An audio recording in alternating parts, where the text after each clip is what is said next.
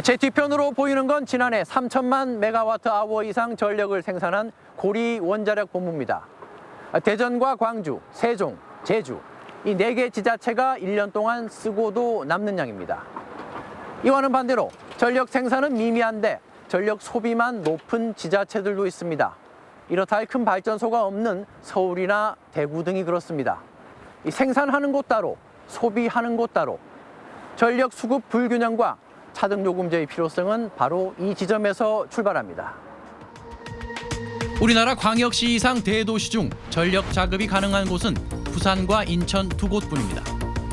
서울, 광주는 전력 자급률이 10%, 대전은 3% 수준입니다.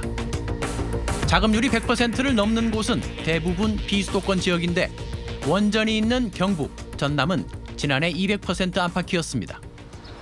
문제는 발전소와 소비지역 사이의 거리만큼 막대한 송전 비용이 든다는 점입니다.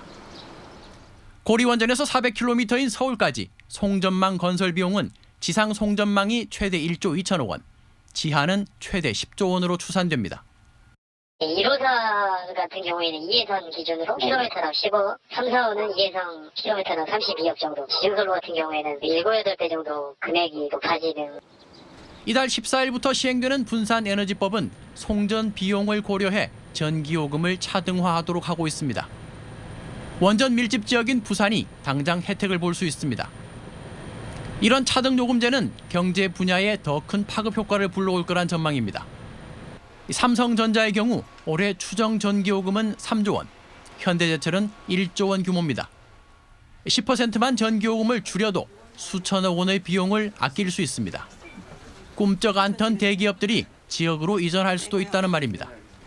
특화단지가 지정이 되면 대기업을 유치한다든가 지역 균형 발전 그런 것들 때문에 저희가 1호가 되려고 노력을 하는 거죠. 실제 해외에선 다양한 전기요금 제도가 시행 중이고 그에 따른 경제 파급 효과도 입증되고 있습니다. 영국 같은 경우는 대규모 발전소가 북부 쪽에 위치하고 있는데 이제 런던이나 그 남부 지역으로 송전망이 이제 깔려 있는데 송전 비용이라든지 사회적 비용 부분을 고려를 해서 정부는 우선 내년부터 발전사가 한전에 판매하는 전력 도매 가격부터 차등 요금제를 도입할 예정입니다. 이후 소매요금도 단계적으로 차등화할 걸로 보입니다.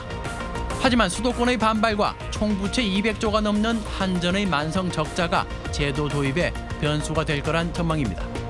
이슈 분석 이만흥입니다.